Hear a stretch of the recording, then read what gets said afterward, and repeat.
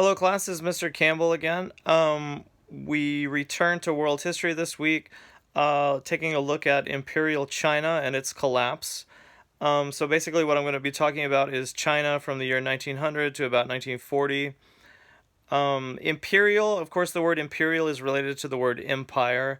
So China was an empire until about 1908, 1910, when the emperor who was on the throne, his name was Pu Yi, I believe he was around 10 years old at the time, he was forced to abdicate and make way for the Democratic Republican government under Sun Yat-sen that was set up. Sun Yat-sen was a reformer. The Chinese men at that time, they were expected to have their hair shaved on the top of their head, and they have to have that like pigtail ponytail run down their back. It was called the Chinese queue. That was the style at the time. It actually was derived from the Manchu style. Manchus were an ethnic minority in China. It derived from the Manchu style of wearing their hair. But nevertheless, Sun Yat-sen, when he became the president of China, he got rid of it. No sooner did the president, Sun Yat-sen, did he set up a new government in China, but what happened after that was the government just didn't work out. People weren't unified under it, so China descended into warlordism. So different regions of China had separated and basically were warring states. Eventually, two sides came together. On one side, there were the nationalists, the people who were all about China. And then on this other side were the communists, who were a part of the growing international movement of communism, which, as you'll remember from world history, started with Lenin and Stalin in Russia. And then Russia changed its name to the Soviet Union. So let me go ahead and get started with Imperial China collapsing. In the early 1900s, China was ripe for revolution. China had faced years of humiliation at the hands of outsiders. Foreign countries controlled its trade and economic resources. Many Chinese believed that modernization and nationalism held the country's keys for survival. They wanted to build up the army and navy, to construct modern factories, and to reform education. Yet others feared change. They believed that China's greatness lay in its traditional ways. Nationalists overthrow Qing dynasty. Among the groups pushing for modernization and nationalization was the Kuomintang, or the Nationalist Party. Its first great leader was Sun Yat-sen. In 1911, the Revolutionary Alliance, the forerunner of the Kuomintang, succeeded in overthrowing the last emperor of the Qing dynasty. The Qing had ruled China since 1644. In 1912, Sun became president of the new Republic of China.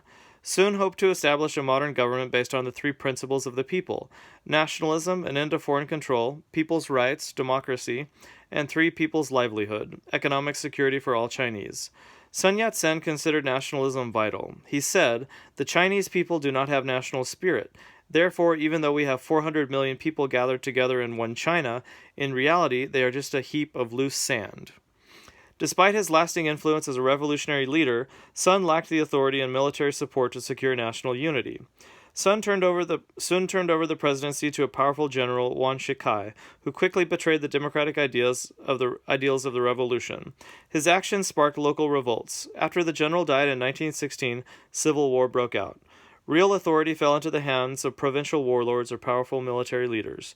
They ruled territories as large as their armies could conquer. Okay, so that's what we were talking about with the warlordism. Sun Yat-sen became the president, but he didn't really have the military support or the authority to unify China as a whole. So then when he was no longer president, Yuan Shikai, the general, was going to turn China into this military dictatorship. The different states in China didn't want that. So that's why it sort of descended into this warring states period. Okay. So World War I spells more problems. In 1917, the government in Beijing, hoping for an Allied victory, declared war against Germany. Some leaders mistakenly believed that for China's participation, the thankful Allies would return control of Chinese territories that had previously belonged to Germany. However, under the Treaty of Versailles, the Allied leaders gave Japan those territories. When news of the Treaty of Versailles reached China, outrage swept the country. On May 4th, 1919, over 3,000 angry students gathered in the center of Beijing. The demonstrations spread to other cities and exploded into a national movement. It was called the May 4th movement. Workers, shopkeepers, and professionals joined the cause. Though not officially a revolution, these demonstrations showed the Chinese people's commitment to the goal of establishing a strong modern nation. Sun Yat-sen and members of the Kuomintang also shared the aims of the movement, but they could not strengthen the central rule on their own. Many young Chinese intellectuals turned against Sun Yat-sen's belief in Western democracy in favor of Lenin's brand of Soviet communism. So a lot of the younger people in China, they felt that maybe Russia had the answer to all their problems, the answer to all their prayers, which was communism, which is not going to turn out to be the case. Many young people and middle-aged and old and alike, they do join the Communist Party, but as you'll see later in world history, China becoming communist under Mao Zedong is going to turn into a nightmare. Okay, the Communist Party in China. In 1921, a group met in Shanghai to organize the Chinese Communist Party. Mao Zedong, an assistant librarian at Beijing University, was among its founders. Later, he would become China's greatest revolutionary leader. So it's kind of interesting that Mao Zedong, who became leader of the most populous nation on earth. He started out as an assistant librarian, and then he actually turned into one of the biggest mass murderers on earth, if not the biggest. They say he even was responsible for more deaths than Stalin and Hitler. Mao Zedong had already begun to develop his own brand of communism. Lenin had based his Marxist revolution on his organization in Russia's cities. Mao envisioned a different setting. He believed he could bring revolution to a rural country, where the peasants could be the true revolutionaries. He argued his point passionately in 1927. The force of the peasantry is like that of the raging winds and driving rain. It is rapidly increasing in violence. No force can stand in its way. The peasantry will tear apart all nets which bind it and hasten along the road to liberation. They will bury beneath them all forces of imperialism, militarism, corrupt officialdom, village bosses, and evil gentry. Lenin befriends China. When the Chinese Communist Party was forming, Sun Yat-sen and his Nationalist Party set up a government in South China. Like the communists, Sun became disillusioned with the Western democracies that refused to support his struggling government. Sun decided to ally the Kuomintang with the newly formed Communist Party. He hoped to unite all the revolutionary groups for common action. Lenin seized the opportunity to help China's nationalist government. In 1923, he sent military advisors and equipment to the nationalists in return for allowing the Chinese communists to join the Kuomintang. Peasants aligned with the communists. After Sun Yat-sen died in 1925, Jiang Jieshi, formerly called Chiang Kai-shek, headed the Kuomintang. I'm just going to call him Chiang Kai-shek because that was the name that I'm accustomed to. Sometimes if a Chinese name is too anglicized, they'll try to make it sound more Chinese. But I'll just say Chiang Kai-shek. Chiang Kai-shek was the son of a middle-class merchant. Many of Chiang Kai-shek's followers were bankers and business people. Like Chiang Kai-shek, they feared the communist goal of creating a socialist economy modeled after the Soviet Union's. So Chiang Kai-shek is going to be the leader of the non-communists in China. What's going to happen is he's actually going to become the first president of Taiwan after World War II. So just keep that in mind. Chiang Kai-shek had promised democracy and political rights to all Chinese, yet his government became steadily less democratic and more corrupt. Most peasants believed that Chiang Kai-shek was doing little to improve their lives. As a result, many peasants threw their support to the Chinese Communist Party. To enlist the support of the peasants, Mao divided land that the communists won among the local farmers. Nationalists and communists clash. At first, Chiang Kai-shek put aside his differences with the communists. Together, Chiang Kai-shek's nationalist forces and the communists successfully fought the warlords. Soon afterward, though, he turned against the communists. In April 1927, nationalist troops and armed gangs moved into Shanghai. They killed many communist leaders and trade union members in the city streets. Similar killings took place in other cities. The nationalists nearly wiped out the Chinese Communist Party. In 1928, Chiang Kai-shek became president of the Nationalist Republic of China. Great Britain and the United States both formally recognized the new government. Because of the slaughter of communists at Shanghai, the Soviet Union did not. Chiang Kai-shek's treachery also had long-term effects. The communists' deep-seated rage over the massacre erupted in a civil war that would last until 1949. Civil war rages in China. By 1930, nationalists and communists were fighting a bloody civil war. Mao and other communist leaders established themselves in the hills of south-central China. Mao referred to this tactic of taking his revolution to the countryside as swimming in the peasant sea. He recruited the peasants to join his Red Army. He then trained them in guerrilla warfare. Nationalists attacked the communists repeatedly but failed to drive them out.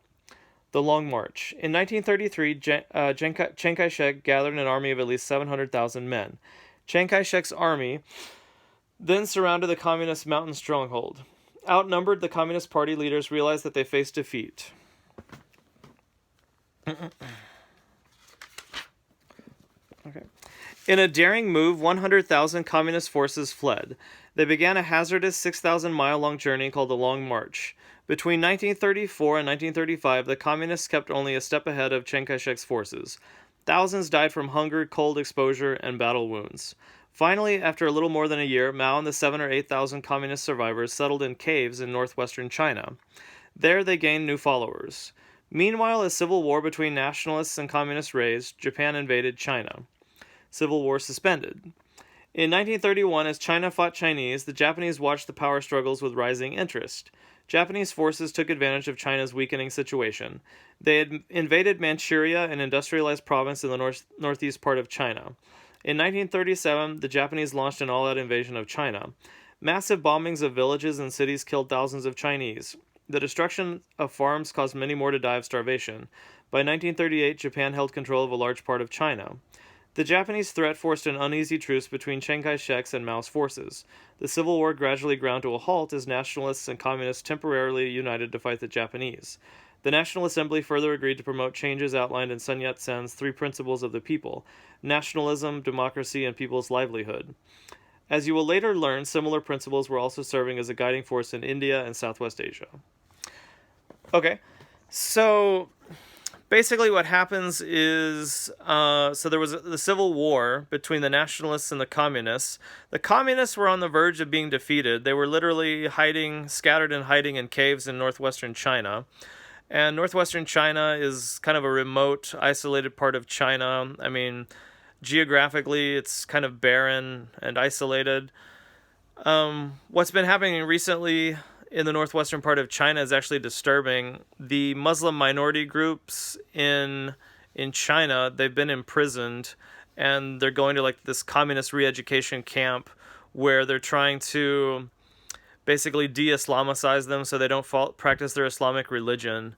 And they're basically keeping them in like prison camps until they agree to no longer be Muslim. So, I mean, that's one of the things that communist China is known for, is its substantial lack of human rights. And that really is traced all the way back to Mao Zedong, who was a ruthless, tyrannical leader.